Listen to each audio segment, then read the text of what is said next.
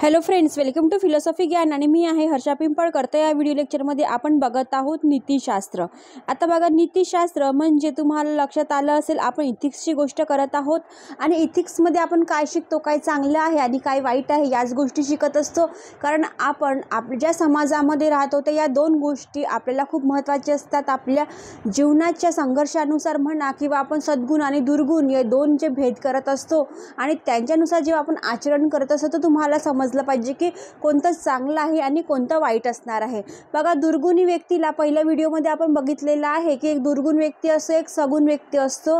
दुर्गुण व्यक्तीला सगळं काही शॉर्टकटमध्ये पाहिजे असते, पण जो सगुण व्यक्ती असतो, चांगला व्यक्ती असतो, त्याला खूप कष्टाने मिळत असते। खूप प्रयत्न केल्याच्या नंतर त्याच्या हातामध्ये थोडंसं यश येत असते आणि तो यशामध्येच खूप खुश असतो। पण जो दुर्गुणी व्यक्ती असतो ना, त्याला लवकरात लवकर काय पाहिजे असते, यश पाहिजे असते, खूप पैसा पाहिजे असते, खूप संपत्ती पाहिजे असते आणि पण त्याचं जे सुख आहे ते भौतिक सुख आहे, पण त्याचं जे आंतरिक सुख आहे ते त्याला सुखी ठेवतं का? नाही, तर त्याचे विचार, त्याचं मन त्यालाच खात असतं। असं आपण पहिल्या व्हिडिओ लेक्चरमध्ये बघितलेलं आहे, आपण उदाहरणही घेतलेलं होतं आणि त्यानुसार हा जो व्हिडिओ असणार आहे आपला सेकंड व्हिडिओ असणार आहे। यामध्ये आपण बघणार आहोत प्रतिबंधात्मक थेरीज ऑफ पनिशमेंटची प्रतिबंधात्मक थेरी कशी असणार आहे, तर या व्हिडिओ लेक्चरमध्ये बघूया। चला, जास्त वेळ न घालविता आपण आपल्या व्हिडिओला सुरुवात करूया। तर बघा, हा जो आपला पॉईंट असणार आहे, फर्स्ट पॉईंट असणार आहे सेकंड व्हिडिओ, लक्षात ठेवायचा सेकंड व्हिडिओ आहे, पण त्यामध्ये थेरीज ऑफ पनिशमेंटची फर्स्टची थेरी आहे प्रतिबंधात्मक पासून सुरू होत आहे। तर बघा, ते काय म्हणतात प्रतिबंधात्मक। आता प्रति आणि बंधात्मक, बंध म्हणजे काय, बांधून ठेवणे, आलं लक्षामध्ये? तसं आपण काय त्या शब्दाची फोड केलेली पाहिजे, ठीक आहे। आता बघा, या सिद्धांताचा मुख्य जो उद्देश आहे त्या गुन्हेगाराची जे पुनरावृत्ती टाळण्याचा, तो गुन्हा केल्यानंतर करण्याच्या प्रवृत्तीला प्रतिबंध घालण्याचा असतो। बघा, एखादा गुन्हेगार आहे, त्यांनी गुन्हा केलेला आहे, पण त्या गुन्ह्याला काय करायचं, आता आपल्याला प्रतिबंध करायचा आहे। याच्यानंतर त्यांनी असं केलं नाही पाहिजे, हेच या थेअरीमध्ये सांगायचं असणार आहे आणि म्हणून या सिद्धांताला प्रतिबंधात्मक थेरीज म्हणून इथे आपण ओळखत असतो।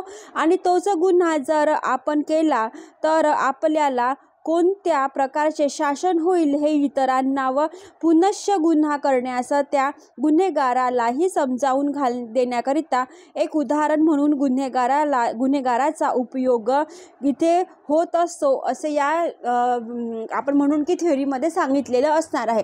आता बघा, प्रति आणि बंध म्हणजे तुम्ही पहिले गुन्हा केलेला आहे, याच्यानंतरचा असा गुन्हा जर समोरचा कोणी व्यक्ती जो येईल त्यांनी केलेला नाही पाहिजे ना, त्यामध्ये आपण काय करणार आहोत, बंध घालून देणार आहोत आणि त्यालाच त्यांनी काय म्हटलं, प्रतिबंधात्मक थेअरी म्हटलेली आहे। आता बघा, तुम्ही काही ना काही गुन्हा केलेला आहे, तुम्हाला माहिती आहे, पण आपल्याला पनिशमेंट कोण देते, न्यायाधीशच देते।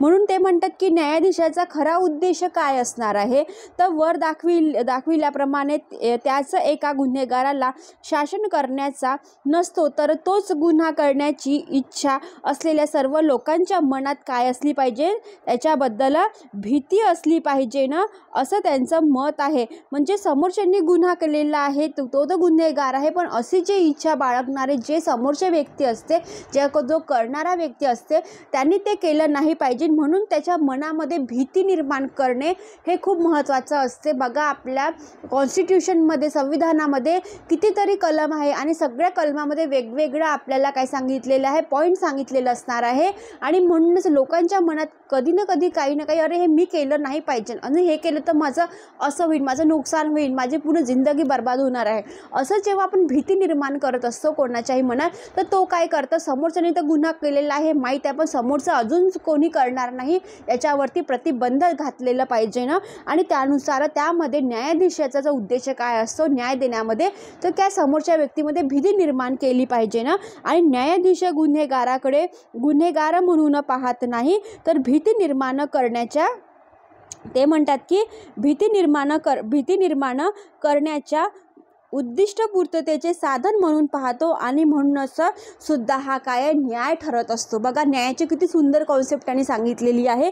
ते म्हणतात की मी त्या व्यक्तीला गुन्हेगार म्हणून बघत नाही, जोही न्यायाधीशाच्या समोर येत असेल, खटला चालत असेल, कॉन्स्टिट्यूशन लॉनुसार तो कोणत्या कलमामध्ये बसत आहे हे जर ते बघत असेल आणि खूप गुन्हा काय खूप गंभीर केलेला आहे, पण समोरचा व्यक्ती मी गुन्हेगार म्हणून पाहत नाही, तर एक काय आहे भीती निर्माण करण्याच्या फक्त उद्देशापुरती मी त्याला साधन म्हणून पाहत असते, त्याला वस्तू म्हणून पाहत असते की याच्यानंतर याच्यासारखे गुन्हा कोणी केलेला नसणार, काय म्हणून आपण कोणी केला नाही पाहिजे असं त्यांची भीती त्यांच्या फक्त मनात निर्माण करायची आहे. म्हणून ही जी आपल्याला पनिशमेंट थिअरीज ऑफ पनिशमेंटची ही जी थिअरी आहे याच्यामधला जो फर्स्ट पॉईंट आहे तो असणार आहे आपला प्रतिबंधात्मक सिद्धांतामध्ये काय सांगितलेलं आहे हे असणार आहे. म्हणजे तुम्हाला लक्षात आलं पाहिजे की भीती निर्माण कुठे करायची आहे न्यायाधीशाला, की तो फक्त गुन्हेगार म्हणून नाही बघत आहे त्या व्यक्तीला, त्या पर्सनला, फक्त त्याच्या मनामध्ये तो गुन्हा करणार नाही याच्यानंतर अशी इच्छा त्याच्या मनात बिलकुल येता कामा नये, म्हणून त्यांनी काय केलेलं आहे बंध बांधून ठेवलेला असणार आहे. ठीक आहे. म्हणून हा एक न्यायाचाच एक काय करू शकतो म्हणतो आपण सिद्धांत होऊ शकतोय.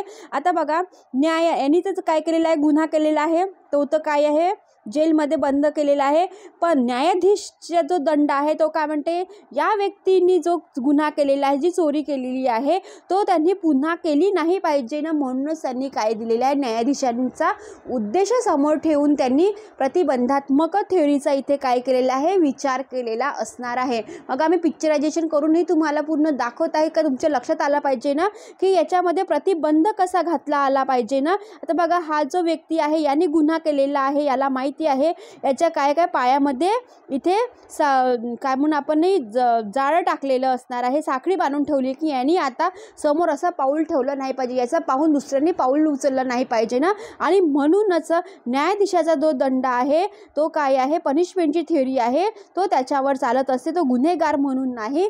तर त्यांनी काय केलं पाहिजे ना समोर जाऊन अजून म्हणजे खूप मोठा गुन्हा केला नाही पाहिजे ना, अशी त्याच्यामध्ये फक्त भीती निर्माण करायचं असणार आहे. तर ठीक आहे, कळलं. तर चला आता ते म्हणतात की जी शिक्षा झाली, आता बघा गुन्हा केलेला आहे शिक्षा होणारच आहे, ठीक आहे. आता ते म्हणतात की जी शिक्षा झालेली आहे त्या व्यक्तीला, ते म्हणतात की उदाहरणार्थ खूप महत्त्वाचं हे उदाहरण दिलेलं असणार आहे, लक्षात ठेवायचं. मेंढरी चोरलीस म्हणून नव्हे तर मेंढरी चोरली जाऊ नये म्हणून झालेली आहेत. याचा काय आहे वादाप्रमाणे त्यांनी काय केलं देहदंड दिलेला असणार आहे. आता बघा देहदंड म्हणजे काय हे लक्षात ठेवायचं. बघा ते म्हणतात की मेंढरी चोरली म्हणूनच तुला मी शिक्षा देत नाही आहे, तर ही मेंढरी चोरली जाऊ नये याच्यानंतर ही कोणी पण ही अशी चोरी केलेली जाऊ नये म्हणून आम्ही त्यांना काय देत आहे शिक्षा देत आहे. आणि हा जो दंड आहे हा कसा असला पाहिजे म्हणतात देहदंड असला पाहिजे. देहदंड म्हणजे तुम्ही त्यामध्ये पूर्ण प्रेझेंट असला पाहिजे ना.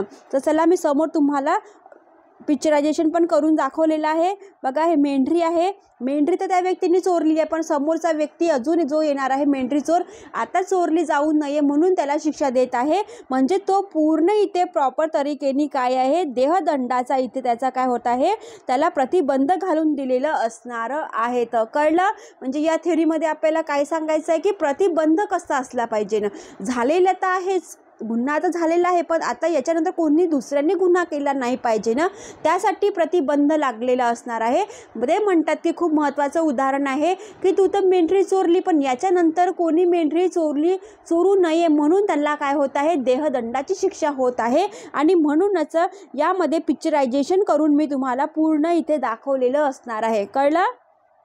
तर चला ते म्हणतात की वास्तविक गुन्हेगाराचे कल्याण कसे होईल व ते साधले जावे म्हणून त्याची कोणत्या प्रकारे सुधारणा घडून यावी याचाही विचार करणे गुन्हेगार हा सुद्धा एक मानवच असल्यामुळे अगत्याचे असते. परंतु या विचारांचा मागमूसही या सिद्धांतामध्ये दिसून येत नाही. आता बघा गुन्हागार कोण करतो, आईच्या पोटातून तर कोणी गुन्हेगार बनून येत नाही की मला गुन्हा करायचा, मला वाईट प्रवृत्तीकडे जायचं असं कोणी ठरवतं का नाही.